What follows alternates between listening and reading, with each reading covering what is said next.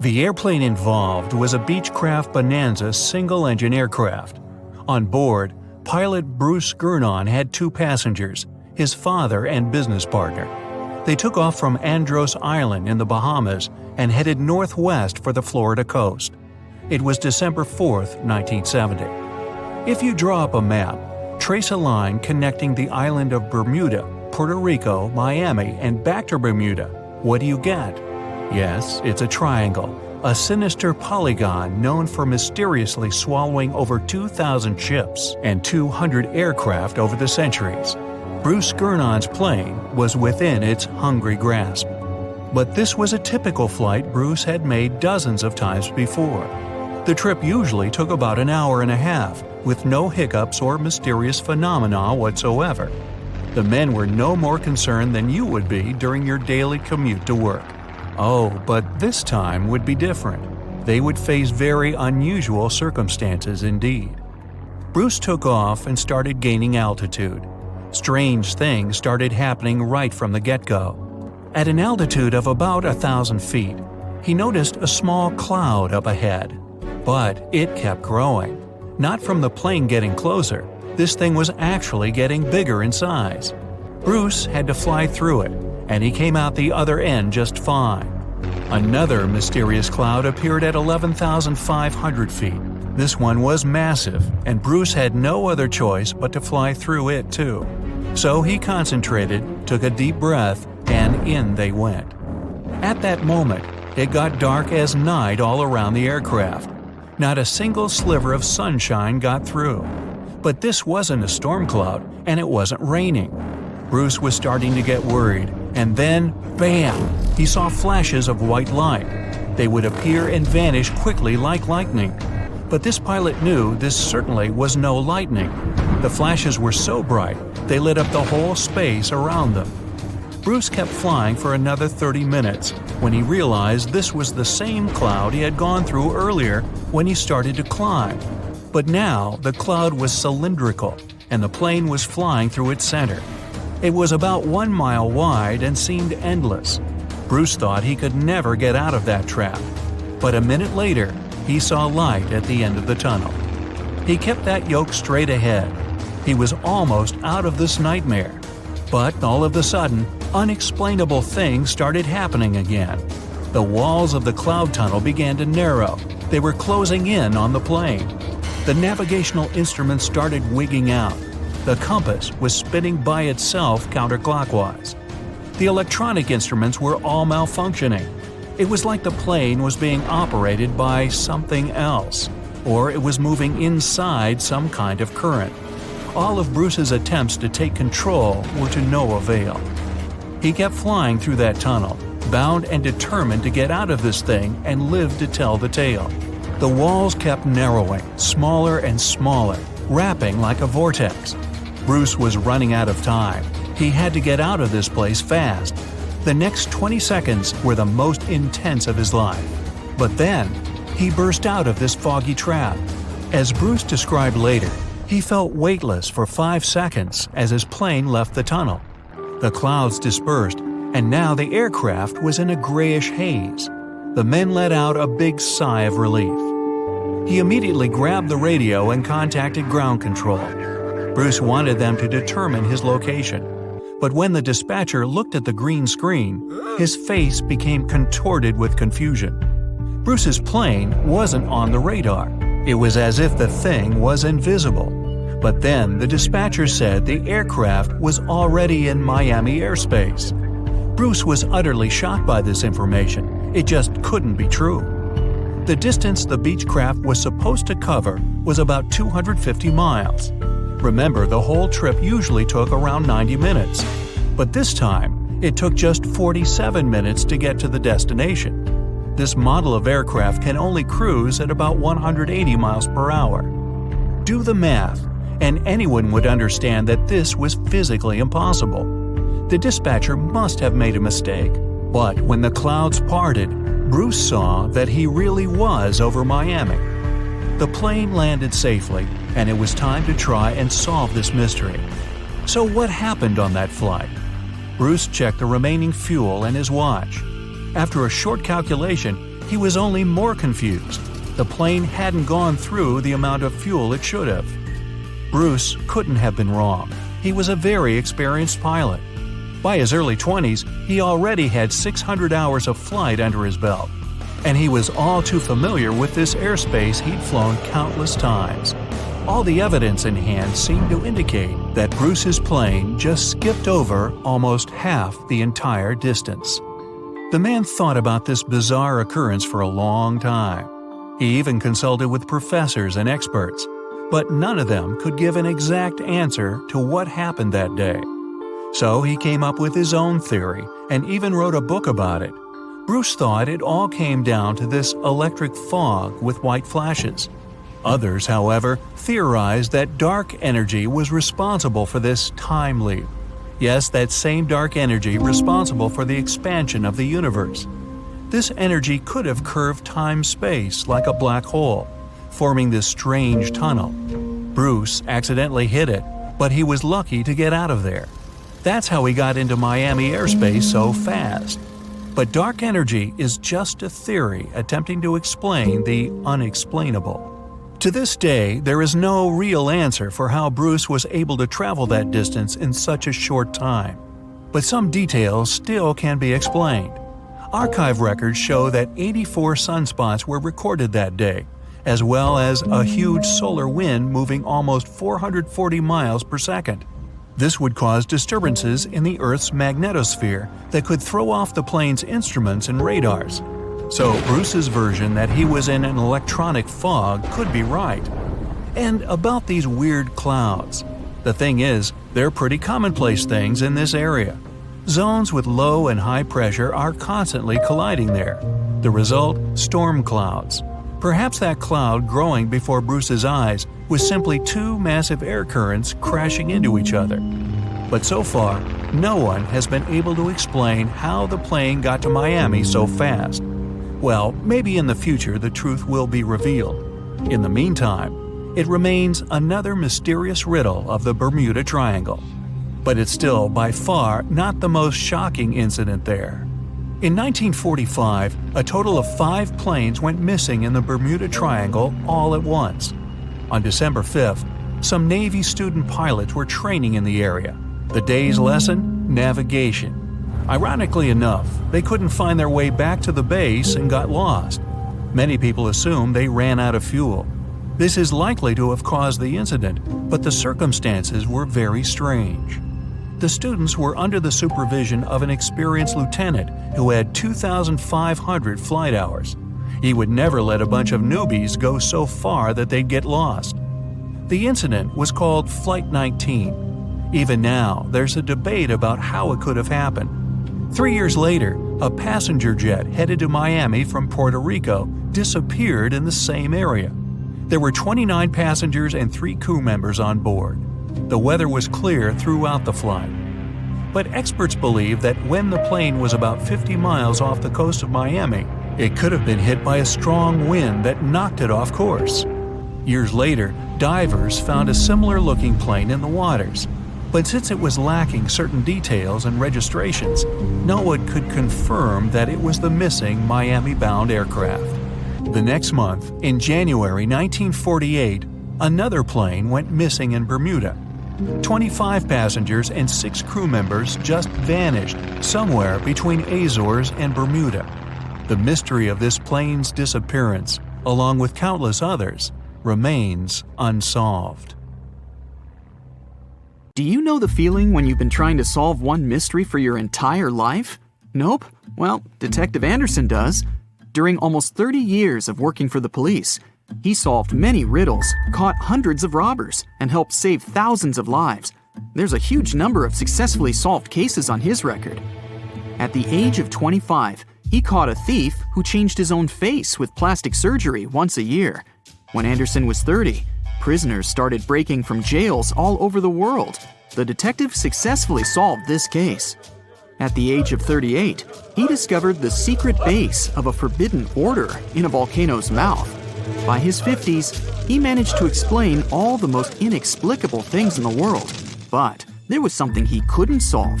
These were 2 mysteries from the 50s, cases of missing planes. All these years, Anderson has been scrolling through the details of this puzzle. Unfortunately, he was too young when this story began. All he had were guesses and notes. But today, a sudden thought struck him. For the first time in many years, he felt that he could finally solve this mystery. But to do this, he had to immerse himself in this story again. So he opened the closet and pulled out 2 old magazines with detailed articles about these incidents. The first one happened in the summer of 1955. July 1st, Pan Am Flight 914 was about to depart from New York Airport with 61 people on board. The plane model was a Douglas DC-4. It differed from modern aircraft, having giant propellers instead of turbines. So, all passengers fastened their seatbelts. The plane started taxiing down the runway, sped up, and took off. It went high into the sky and out of sight. Its destination was Florida. The flight time would be 3 hours. Dispatching services were watching the plane on their radar when suddenly, Pan Am 914 disappeared. The operator tried to contact the pilot but received no response. New York reported this to Florida. They said they couldn't see the plane either. Usually, pilots notify via radio if a plane crashes or gets into a storm. But this time, just nothing. After several unsuccessful attempts to establish the connection, they deployed large-scale search operations. Communication with the plane was interrupted when it was flying over the Atlantic Ocean. Therefore, the air company had to admit the aircraft crashed into the water. But this version had no proof. When planes fall that way, rescuers find floating debris. Some parts of the cabin or luggage always get to the surface. This time, rescuers found nothing. The plane didn't transmit any distress signals and didn't leave any traces of the crash. It seemed like it just disappeared into thin air. People forgot about this disaster for 37 years. And then, something bizarre happened. 1992, Venezuela, Caracas Airport. The control tower received a signal about an unknown aircraft approaching them. It was weird because it wasn't supposed to be there. There were no flights scheduled for that time. The plane was landing. The dispatcher and the rest of the airport staff understood that something was wrong here. The plane looked old, with huge propellers instead of turbines. After landing, the pilot contacted the airport. Where are we? The dispatcher asked him to identify himself. A few seconds later, he received an answer. We are Pan Am Flight 914, departed from New York to Florida, with a crew of 4 people and 57 passengers on board. The dispatcher didn't know what to do next. He and the airport staff understood what kind of plane they were looking at. What was this plane doing 37 years later, and almost 1,240 miles away from its destination? After a few seconds, the startled dispatcher turned on the microphone and said, It is September 9th, 1992. You know that? A long pause followed. Then, the pilot responded in a panic. Oh no. Jimmy, where are we? No! Stay away! Let's go now! The airport staff saw the pilot waving his hands in horror through the glass. Then, he started the engines and took the plane to the runway. Pan Am 914 increased its speed and took off. The dispatcher tried to stop him, but the pilot didn't respond. The plane disappeared into the sky, and no one else had heard of it since that day. Detective Anderson finished reading the article. He frowned and looked out the window. Raindrops were hitting the glass. The storm outside perfectly depicted what was happening in his mind at that moment. He seemed to know what had happened to that plane. All the clues were there, lying right in front of his eyes. But to know for sure, Anderson had to move on to the next case. It was another article, dated 1989. It happened in 1954. Santiago Airlines Flight 513 took off from West Germany Airport. The plane was due to land in Brazil in 18 hours. There were 88 passengers and 4 crew members on board. The plane hid behind the clouds and disappeared from all radar. Air traffic controllers were trying to contact the pilots, but didn't receive a response. 18 hours later, they called the airport in Brazil. Those dispatchers couldn't confirm this plane's landing and couldn't contact the pilots either. The search operation lasted for several months, but they found nothing. just like in the Pan Am 914 case. The plane disappeared from radar while flying over the Atlantic Ocean. 2 years later, the search operation ended, and Santiago Airlines ceased its activities. October 12, 1989. Airport controllers in Brazil noticed a passenger plane that suddenly appeared on their radar. It didn't answer the airport staff's questions and just circled over the airbase. After a few minutes, the plane landed and nothing. No one opened the ramp. Passengers didn't get out. Pilots didn't respond. The aircraft was in perfect condition. One of the dispatchers realized that this was the missing Santiago Airlines Flight 513 that had been considered lost for 35 years. Airport staff approached the plane and opened the doors. What they saw there terrified them. The police, customs staff, doctors, detectives, and other airport staff members gathered around the plane. No one knew what to do next. There was no living person on board who could tell the truth. The plane disappeared in 1954 and appeared 35 years later in perfect condition without any damage. So far, no one has figured out what happened. Detective Anderson noticed the stories were very similar. Pan Am 914 disappeared in 1955. Santiago Airlines 513 vanished in 1954. The difference was almost a year. Anderson scratched his head and noticed another little detail. Both planes went missing from the radar the moment they were flying over the Atlantic Ocean. There are many myths about phantom ships and mysterious phenomena connected with the Bermuda Triangle. Detective Anderson knew these tales, but these two missing planes puzzled him. He looked at two articles and understood everything. Exactly. The solution was there, right in front of his eyes. Both stories were written in the same newspaper. There was no real dispatcher who communicated with the planes. Nothing was known about the passengers. No newspapers except this one published news about these missing aircraft. It seemed they just took the same story and changed the dates, locations, and names of flights. Yes, the case was solved. It was all fake. The rain stopped. Detective Anderson looked out the window and heard the sound of a passing train. He remembered another weird and fake story. A story about a phantom train. It took place in Italy in 1911. 100 passengers boarded the train of the Zanetti Railway Company. It went through the picturesque mountainous area, got into a mountain tunnel, and disappeared. No one else had seen the train since then. All the passengers were lost, but not for long. They appeared in the past. There were records dated 1845. One unknown doctor from Mexico City wrote about 100 Italians who appeared in the city from nowhere. They were all dressed strangely and talked about one mysterious train. This was a completely made-up story. There was no proof or records about this train and the people who got into the past. A loud sound interrupted his thoughts. Detective Anderson picked up the phone.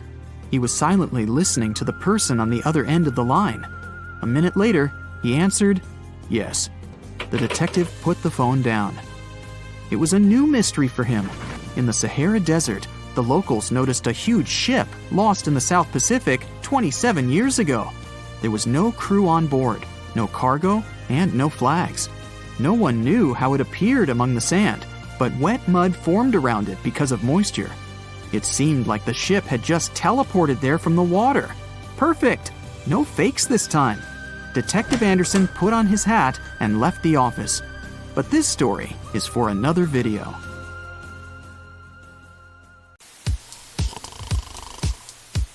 Have you ever watched an action-packed Hollywood film where an airplane gets a hole in its side and everyone starts freaking out? Stuff starts flying all over the place and people are barely staying in their seats.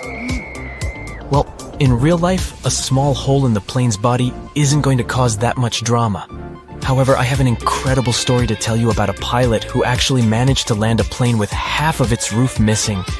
Can you believe it? Make sure your seatbelt is fastened because this one is going to be a wild ride. On April 28, 1988, a Boeing 737 owned by Aloha Airlines took off from Hilo International Airport en route to Honolulu. Before this flight, the plane had already flown 3 short trips from Honolulu to Hilo, Maui, and Kauai. Everything was chill that day, and the weather was nice and calm. It looked like smooth sailing all the way. The captain of the flight was Robert Schornsteimer, and the co-pilot was Madeline Tompkins, both experienced pilots with thousands of flight hours in the Boeing 737. Bright and early that morning, before taking off from Honolulu, Madeline did the regular pre-flight inspection and said that everything was good to go. At 11 a.m., they took off from Honolulu and went to Maui, then Hilo. When they got to Hilo, they didn't leave the cockpit or check the plane from the outside. It wasn't a requirement, so why bother? At 1:25 p.m., the plane took off for the final leg of the round trip, with 95 people on board. 89 passengers, 2 pilots, 3 flight attendants, and an FAA traffic controller who sat in the observer seat in the cockpit. The plane had taken off like normal and reached its cruising altitude of 24,000 feet without any hiccups. But then, 26 miles from Kahului, things went totally haywire. The pilots heard a loud whooshing sound, followed by a crack, and then a rush of wind that was so loud it was deafening. Turns out, a small section of the roof on the left side had come loose, causing the plane to decompress explosively. And to make matters even worse, the decompression caused a chain reaction that led to a huge chunk of the plane's roof ripping off completely. That missing part was a massive 18.5 feet long and was part of the skin that covered the plane from the cockpit all the way back to the forewing area. The pilots didn't have a clue what was going on when the disaster struck. The first officer, who was the one in charge of the plane at that time, suddenly felt her head snap back, and then she saw a bunch of gray insulation and debris flying around the cockpit like it was a tornado. Meanwhile, the captain took a look around and was shocked to see that the cockpit door was nowhere to be seen, and instead of the first-class ceiling, he was staring straight up at the sky. The plane started to tilt from side to side, making it challenging to keep it under control. The crew in the cockpit quickly put on their oxygen masks, and the captain took over control of the plane. He then initiated an emergency descent towards the nearest airport on Maui Island. Luckily, all the passengers were seated, and most of them had their seatbelts fastened since the seatbelt sign was still on. Unfortunately, the 3 flight attendants were caught off guard. One of them was near the hole and was pulled out of the plane. The other 2 were thrown to the floor, with one of them hitting her head hard and losing consciousness. The third attendant tried to help the passengers and keep them calm. At the same time, the pilots were desperately trying to let air traffic control know that they were in trouble. But there were communication problems even between themselves due to the loud noise and the fact that they were wearing oxygen masks. They had to resort to hand signals to understand each other. Moreover, they were unsure whether their messages were being heard by ATC. The plane's controls were not responding properly, which made the captain's job of flying the plane even harder. The first officer was doing her best to assist the captain and communicate with the tower. It was only after the plane descended to an altitude of 14,000 feet that the controller finally received their distress call and immediately started making arrangements for an emergency landing. The control tower wasn't prepared for a situation like this, though. In fact, the tower had to call 911, just like any other regular person would do in case of an emergency. The problem was that the controller didn't understand the severity of the situation, and they didn't realize that the passengers and crew members would need medical help. This was because the crew had only reported a rapid decompression and hadn't explained the entire situation in detail. The plane was in a very bad mess, but the captain was doing everything he could to safely land the plane. As they descended towards the airport, the captain commanded the first officer to lower the landing gear, but the indicator light didn't turn on. The plane also had an issue with the left engine, which failed as they approached the runway. Despite these problems, the captain used the reverse thrust of the working engine to try and land the plane. It was a difficult and dangerous task, but they managed to land the plane safely on the runway. The passengers and crew members were then evacuated from the plane. It was a miracle that everyone survived. However, 65 people were injured. They had been hit by debris and pieces of the plane's body that were flying around. Unfortunately, the ground staff wasn't aware of the severity of the situation and didn't have enough resources to provide immediate medical assistance to the injured passengers. The first ambulance arrived 7 minutes after the plane landed, which wasn't an ideal scenario. Furthermore, there were only 2 ambulances on the entire island, which couldn't accommodate all the injured people. As a result, tour vans were used to transport the passengers to the hospital. Fortunately, 2 drivers who were former paramedics provided immediate first aid to the injured right on the runway. Meanwhile, the airport mechanics and office staff took the vans to the hospital, which was located 3 miles away. Despite the chaotic and stressful circumstances, only 8 people suffered severe injuries, but they all later made a full recovery. The plane was in really bad shape though, and it was no wonder it couldn't handle the stress of the decompression incident. Despite its age not being a problem, it had experienced a whole lot of takeoffs and landings, which took a toll on its integrity. The salty and humid environment it operated in only added to the damage. You see, planes are designed to withstand a certain number of flight cycles, and this plane had exceeded that number by a long shot.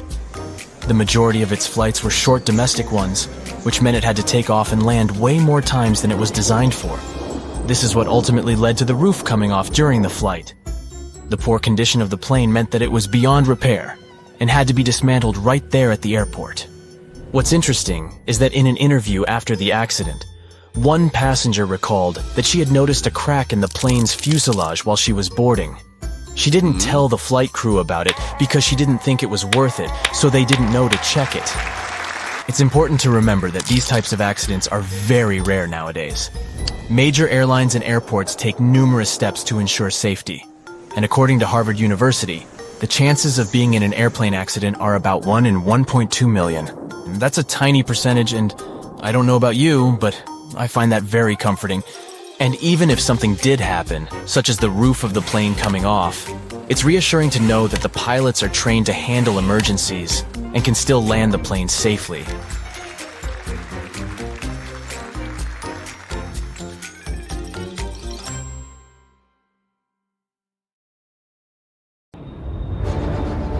The plane had been in the air for a mere 25 seconds when the pilots noticed weird noises and bizarre vibrations.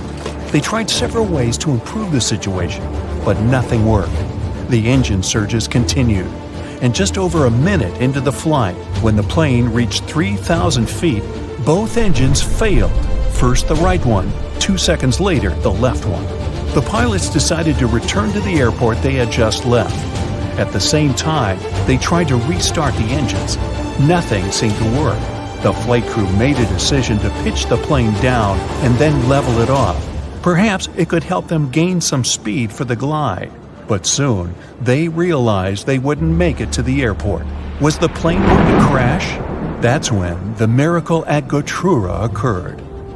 The morning before the flight started as usual. Regular pre-flight procedures, good weather. The members of the flight crew were experienced pilots. A 44-year-old Danish captain with over 8,000 flight hours under his belt, and a 34-year-old first officer from Sweden with 3,000 hours. So, what could go wrong? The plane itself was almost brand new. It was a McDonnell Douglas MD-81 nicknamed Dana Viking. It made its first flight on March 16, 1991. By that fateful day, the aircraft had been in service for a mere 9 months. There were 122 passengers and 7 crew members on board. Flight 751 Scandinavian Airlines was a scheduled flight from Stockholm, Sweden to Warsaw, Poland. On the way, the plane was supposed to make a stop in Copenhagen, Denmark. The aircraft took off from Stockholm according to its schedule at 8:47 a.m. local time. But by that point, the people inside had already been doomed, all because of a terrible sequence of events before the departure. It started the night before. The plane arrived at Stockholm Airport after a flight from Zurich. It was 10:09 p.m. The aircraft spent the night at the gate outside. It was cold. The temperature dropped to 34 degrees Fahrenheit, just above freezing. What made the situation even worse was that almost 6,000 pounds of freezing cold fuel, chilled during the night, still remained in the tanks located in the wings. The fuel was so cold because the plane had been flying at the cruising altitude, where the air temperature outside the cabin varied from -61 to -80 degrees. The flight from Zurich lasted around 1 hour and 40 minutes. Soon after midnight, a flight technician came to check on the aircraft. The man had to remove some slush from the landing gear, otherwise he wouldn't be able to examine it. At around 2 a.m., when he was leaving, he noticed some ice covering the upper part of the wings. By the morning, the situation had become even dire. A layer of clear, almost invisible ice had formed on the tops of the wings. The plane had to leave the gate at around 8:30 a.m. An hour before the departure, the mechanic responsible for the plane noticed that some ice covered the underside of the wings. He decided to make sure there was no ice on the tops of the wings. He climbed a ladder and put one knee on the wing. Then he bent forward to touch the front part of the wing. There was no ice, just some slush. The mechanic decided to make sure everything was fine with the air inlet of one of the engines. He didn't find anything abnormal. Soon after that, the personnel used more than 220 gallons of de-icing fuel to remove ice from the plane. The mechanic consulted with the captain of the aircraft and ordered the staff to de-ice the underside of the wings as well. After all, he had seen some ice there. But no one thought to double-check if there was clear ice on the tops of the wings. After they had finished the procedure, the mechanic reported to the captain, "We're done here. De-icing finished. There was a lot of snow and ice, but everything's clear now." The captain thanked the mechanic and carried on with the pre-flight procedures. The plane taxied to the runway. Its engine's anti-ice systems were switched on and didn't show any malfunction. But several passengers later claimed they had seen ice sliding off the upper side of the wings while the plane had been taking off. And still, the plane left the ground and headed for Stockholm as usual. But shortly after the takeoff, several pieces of the overlooked ice broke off. At full speed, they slammed into the fans of the engines near the tail on both sides of the plane, ruining the blades. It led to a series of surges, and the rest is history. Meanwhile, somewhere in the cabin, Scandinavian Airlines flight captain Per Holmberg, who was on board as a passenger, noticed something was amiss. At first, he informed the flight attendant sitting in the rear jump seat that the right engine was surging. She tried to contact the flight crew, unsuccessfully. Then, the ununiformed captain rushed to the cockpit and asked if he could help the pilots. The first officer gave him the emergency checklist, and the captain asked him to start the auxiliary power unit, a small gas turbine in the tail of the plane. Holmberg's advice and help were invaluable, but was it enough to save the plane and the people inside? When the plane emerged from the cloud cover at an altitude of 890 feet, the pilots realized they wouldn't have enough time to make it back to the airport. An immediate emergency landing was unavoidable. The assisting captain passed the order to the cabin crew, and they started preparing the passengers. There was a large field to the north of the plane, but the captain realized they didn't have enough time to reach it. So he chose a much smaller field in a forested area in the direction of flight. It was not far from the village of Gottröra in Uppland, Sweden. The plane was just 1,300 feet above the ground when the assisting captain started extending the flaps. At a height of 183 feet, the captain reported to Stockholm Control, "We're crashing to the ground." 7 seconds later, the plane hit several trees and lost a huge chunk of its right wing. By that time, the landing gear had already been extended and the speed had decreased to 139 miles per hour. Moments later, the plane's tail struck the ground and broke off. The aircraft kept sliding across the field, still at high speed. It traveled 360 feet, with its main landing gear leaving marks on the field. At one point, the plane lost the main and nose landing gear. Its fuselage broke into 3 parts. Miraculously, there was no fire. If you look at the pictures from the crash site, the plane torn into pieces, with its parts scattered across the field, it's hard to believe that all 129 people on board the plane survived. It seems like a miracle. But it was also thanks to the flight attendants' quick reaction and the correct instructions they gave the passengers. They didn't panic and told the people to adopt the brace position just in time to avoid fatalities. Even more surprising, almost all passengers, except for 4 people, made their way out of the plane on their own. No wonder this accident was nicknamed the Miracle. The aircraft, though, wasn't as lucky. The 9-month-old plane was damaged so badly that it was an immediate write-off. Everyone praised the actions of the flight crew. The landing was incredibly skilled, especially in such a fast-developing, very dangerous situation. The captain himself admitted that few pilots were ever forced to put to the test the skills they got during training, at least not to this degree. He said he was proud of his crew and relieved that everyone had survived, and he never returned to piloting commercial planes. A lot of weird incidents have happened in the mysterious valley of Hudson ever since the 1950s. People even started comparing it to the infamous Bermuda Triangle. But are they really that similar? It all started when an airplane went missing here under circumstances no one can explain yet. They searched the location back and forth, but nothing appeared to have remained of the aircraft. And guess what? No one received any SOS messages from the team on board. And to top it off, the same year, a considerable number of tourists and local residents were lost here in the valley, never to be seen again. Speaking of the Bermuda Triangle, one can link its origin story to a series of mysterious disappearances of ships and aircraft, like the one that happened in 1945, when 5 planes and 14 people on board went missing in this location while doing routine training exercises. Even a thorough investigation didn't help to establish the cause of the incident. But that wasn't the end. Between 1945 and the mid-1980s, another 25 small planes went missing while going through the Bermuda Triangle, never to be seen again. And the search parties haven't recovered a single piece of these aircraft. The Bermuda Triangle isn't the only stretch of water that has claimed ships for good.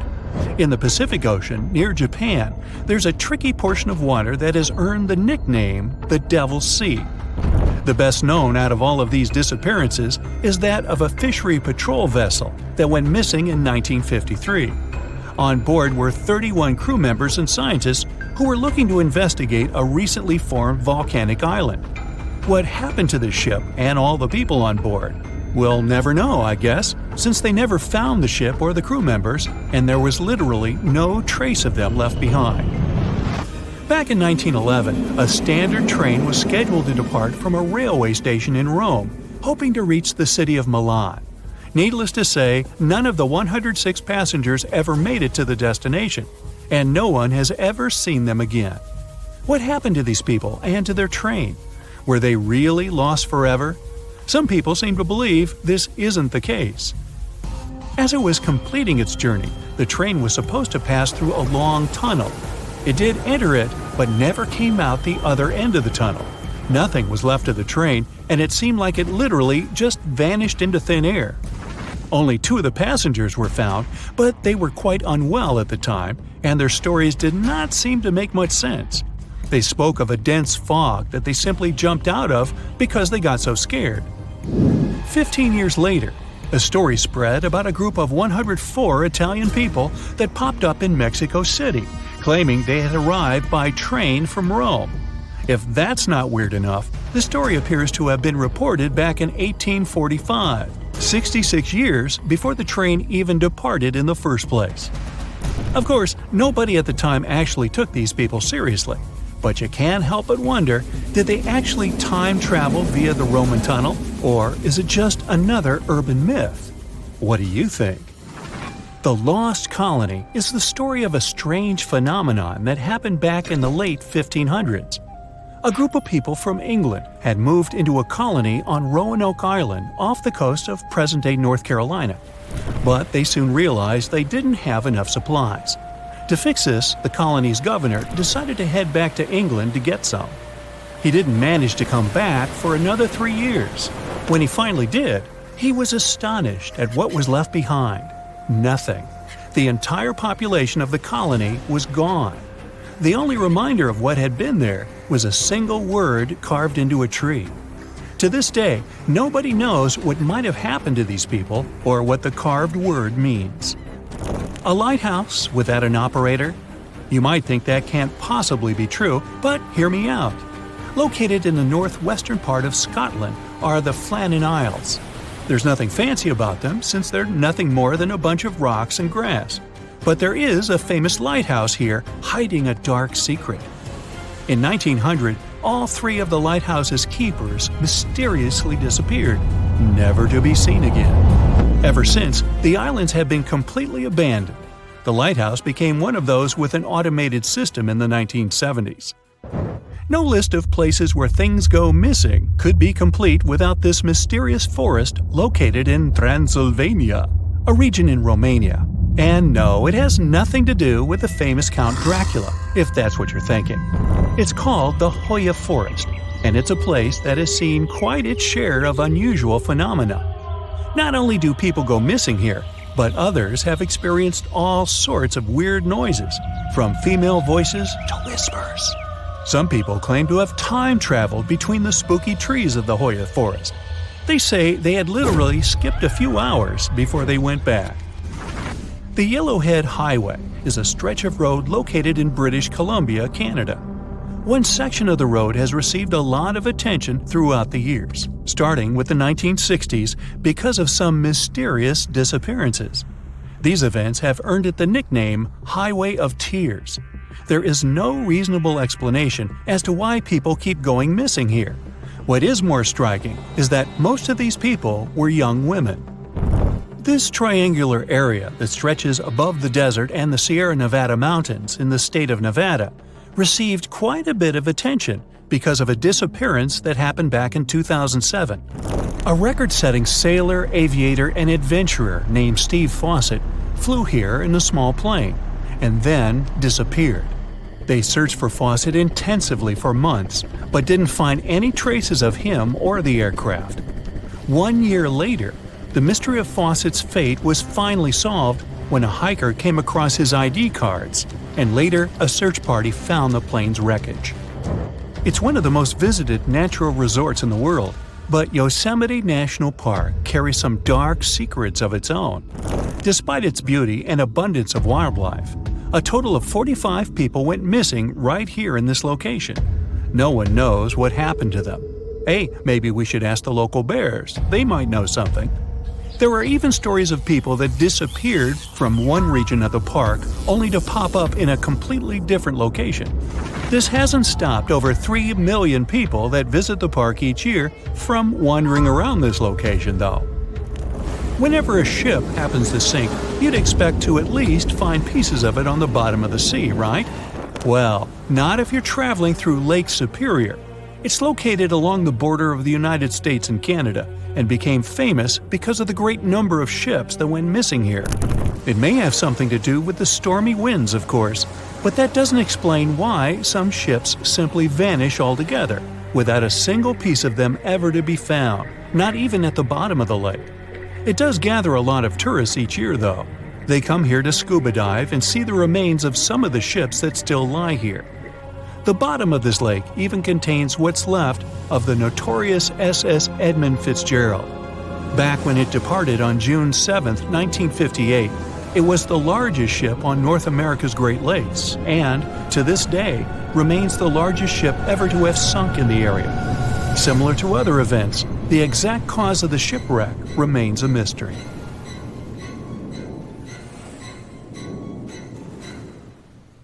You unbuckle your seatbelt and stand up, stretching your legs after a long flight. You head towards the restroom and think about freshening up. Suddenly, you're in the air. Luggage flies around you. It feels like the world is ending. You're 30,000 feet above the ground, and you're heading for a crash landing. Before you have any more time to think, everything goes black. In early 2001, a massive Boeing 747 carrying over 400 people took off from Tokyo Haneda International Airport. The flight progressed like normal until it reached 39,000 feet and coasting speed. Food was being served, and passengers were up and about like they would be on any other journey. Slightly earlier in the day, a Japanese airline flight between Busan, South Korea, and Tokyo, Japan had begun in a similar fashion. This one was smaller, with about 250 people on board. It had also started coasting at around 37,000 feet. Both of these planes were on a similar flight path, only 2,000 feet apart, and due to meet over the Japanese island of Honshu. They were both close to this intersection when the pilot of the Boeing 747 noticed his anti-collision indicator going off. This was when he first knew something was wrong. One of the critical aspects of modern air travel is the coordination of air traffic control. Every flight is monitored, and pilots are advised if anything goes wrong. The entire point of air traffic control is to organize flights so well that collisions are impossible. Every modern plane is built with collision monitors, but they are never supposed to be used because of this. While the anti-collision indicators buzzed, 26-year-old trainee Hideki Hachitani was sitting behind the radars at the control tower, monitoring both flights. The stress of having to oversee more than 10 planes was overwhelming him. This isn't surprising, given that he wasn't even certified to operate by himself without supervision. When he noticed the potential collision, he rushed to prevent a disaster. He quickly contacted the flight from Busan that was cruising at 37,000 feet and told them to dip lower, trying to create a bigger gap between the planes. In his rush, though, Hachitani had made a terrible mistake. He had contacted the wrong plane. Instead of telling the Boeing 747 to reduce its altitude, the pilot of the other plane followed Hachitani's instructions and lowered from 39,000 feet to 37,000 feet, the exact same height as the 747. Both planes sped toward each other at 500 miles per hour on a collision course. Hachitani was beginning to panic now. When he noticed that the flight from Busan hadn't descended, he quickly instructed it to turn right. The pilot had, of course, failed to follow the instructions given because they'd been sent to the wrong plane. For an unknown reason, the instruction to turn right failed to reach anyone at all this time. The communications from air traffic control were failing, and the pilots didn't have any idea of how much danger they were in. When seeing Hachitani panicking behind the control panel, his supervisor rushed to the scene and took control of the situation. She contacted the flight from Busan and now told it to climb up. Amazingly, when she did this, she gave the order to a flight that wasn't even operating that day. Both of the flights ignored her because they didn't know that the message was intended for them. The Boeing pilot was at least aware that there was another plane close by, but his faith in air traffic control would have comforted him. Surely, if anything was badly wrong, someone would send him more instructions? At this point, the crash was beginning to look inevitable. For the passengers on the flights, though, everything would have seemed to be normal. They might have been eating some snacks, stretching their legs, or maybe waiting in line for the toilet, completely unaware that they were on course to fly straight into another plane. Luckily for all of the 600-plus people involved, the pilot was well-trained and confident in a situation that would cause most people to freeze up. Through his windscreen, he saw something that no pilot should ever see: another plane heading directly for him. With cat-like reflexes and remarkable composure, the Boeing pilot gripped the throttle and steered the plane down as low as he could for the seconds he had before the collision. The Boeing flew straight underneath the other flight. Imagine being a pilot and seeing the ground in front of you instead of the sky. They both made it out intact. This man had saved the lives of more than 600 people. That isn't to say that everyone got out without a scratch. The passengers were completely unaware of the entire incident, so barely any were buckled in. They were powerless as the change in direction threw them against the inside of the plane. Out of nowhere, with the plane's sudden movement, many hit the roof with the force of a car crash. Every unsecured object and person were thrown through the air. Some might have even felt like the plane had just hit the ground. Miraculously, only 7 passengers and 2 crew members were seriously injured, and the rest only received minor injuries. The pilot circled back to Tokyo to allow all of the injuries to be treated. Thanks to the quick response of medical teams and unbelievable decision-making and skill shown by the pilot, everyone on the flight survived. Every time you travel on a plane, You're signing up to shoot through the sky at speeds of up to 500 miles per hour in a fragile metal shell. You're surrounded by enormous, dangerous motors, 6 or 7 miles above the ground. Surely there's no way you'd survive if the plane itself started to fail. The Hudson Bay landing shows that skilled pilots can overcome seemingly insurmountable odds. On January 15, 2009, Flight 1549 was set to fly from New York to North Carolina. The pilot, Chesley Sullenberger, was a former jet pilot who converted to commercial flights in the 1980s. The sky was clear and the conditions were favorable. It was a typical flight for all of the 155 passengers on board, until the worst happened just a minute and a half in. As the plane climbed to 3,000 feet, they hit a flock of Canada geese. They hit the entire plane, but most importantly, some geese got caught in both engines. When Sullenberger realized that his engines were failing, he contacted air traffic control.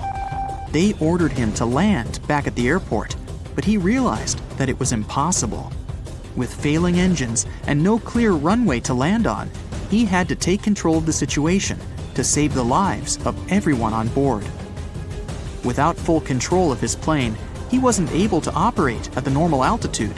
He flew so low that he passed over the George Washington Bridge at only 900 feet. The people on the bridge were terrified to see the plane so close, but they had no idea how bad things were on board. With the plane speeding at 140 miles per hour, Sullenberger saw the Hudson River in front of him, and he had no choice but to land on it. Everyone in the control tower was shocked to hear what he had to do, but there was no other option. Landing on a runway is one thing, but commercial pilots aren't trained to land in a river. Sullenberger had to think clearly and plan the landing while flying towards the ground.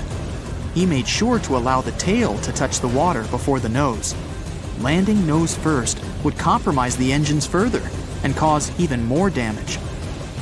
Amazingly, the plane touched down on the water without falling apart. Their momentum gradually decreased until they were at a slow, steady pace across the surface. From a distance, people might have thought it was just a slow-moving boat. A ferry arrived impressively quickly to fetch the stranded passengers, who waited on the wings and the inflatable slides. Everyone received minor injuries from the collision with the river, but they all survived. Captain Sullenberger went down in history as one of the most remarkable pilots ever, having saved so many people from a seemingly hopeless situation. There was even a movie made about his heroics.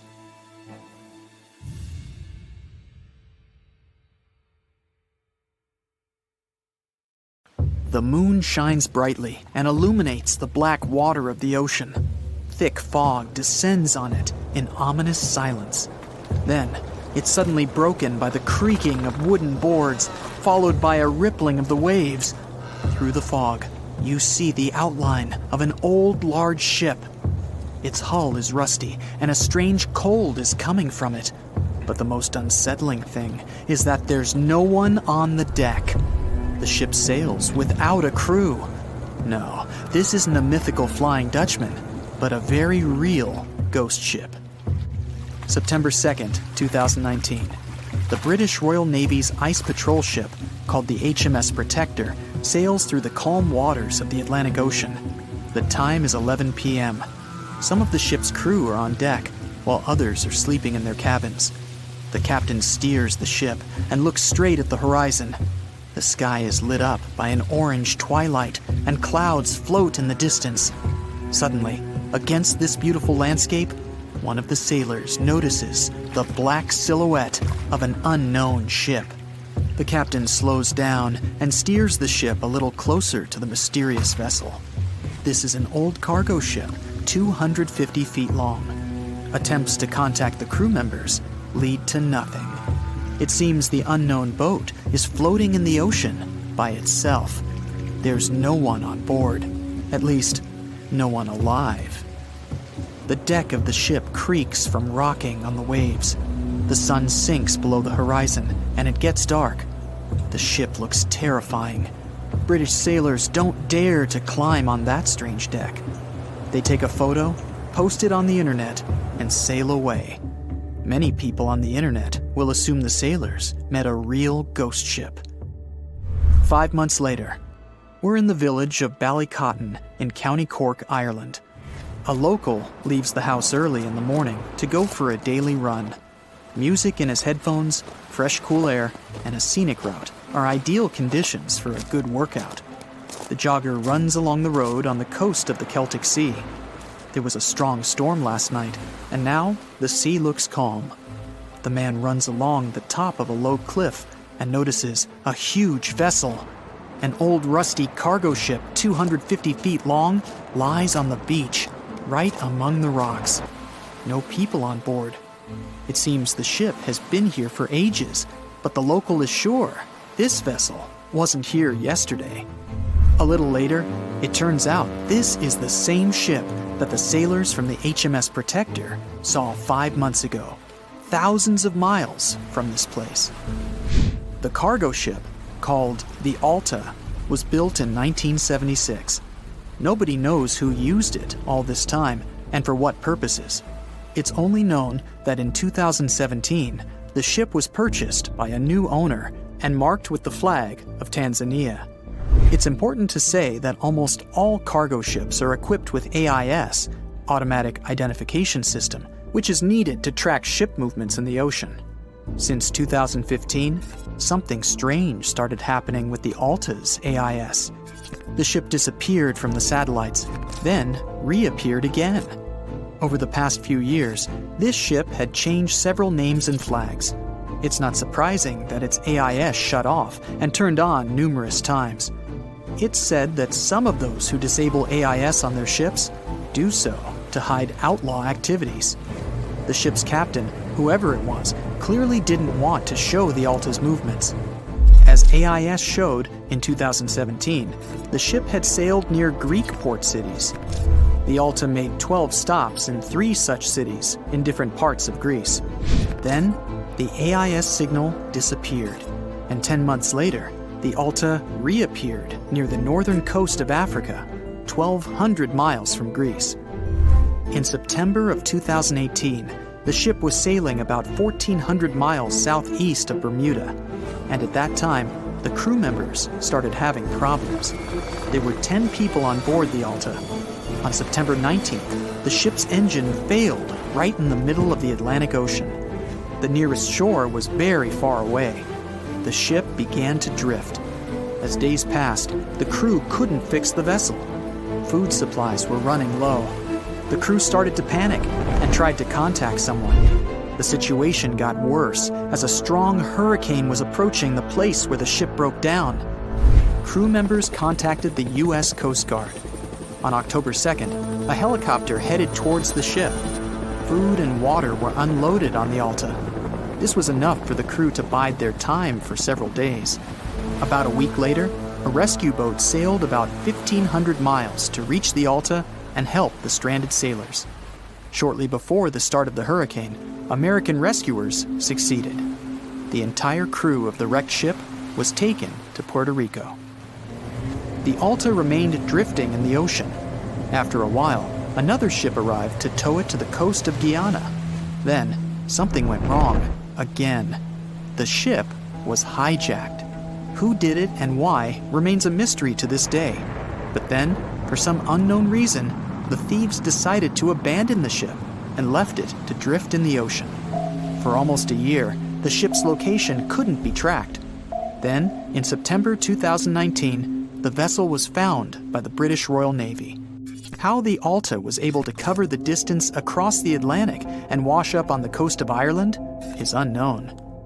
An investigation has been launched in Ireland. It's necessary to identify the owner of the vessel and find a responsible person to take on the task of towing it. But no one has since been found. Once, an unknown person called the Irish authorities and introduced themselves as the owner of the ship, but didn't provide any evidence. Several barrels of oil were found on board the Alta. To dismantle the ship, the Irish authorities will need to spend about 10 million euros. Local residents are annoyed by the wreck too. Corroding metal is bad for the environment, and kids have already snuck on board and posted a video on the internet from inside the abandoned ship. The further fate of the Alta remains unresolved. It's still lying there. That ship sailed in the ocean for just 2 years. Now imagine if some other managed to drift for 38. In all that time, no one could catch this ship, and people still seek it. That vessel is called the SS Beichimo. It was a merchant ship owned by a Canadian trading company. In 1931, the ship got stuck in ice off the coast of Alaska. A strong snowstorm began. The team waited a week for it to end, but the storm only intensified. One day, the weather improved a bit, and part of the team was evacuated to the nearest city. Another part of the crew, with the captain, set up camp near the ship.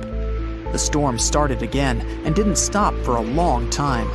The blizzard was so heavy that the ship's captain couldn't see beyond his arm's reach.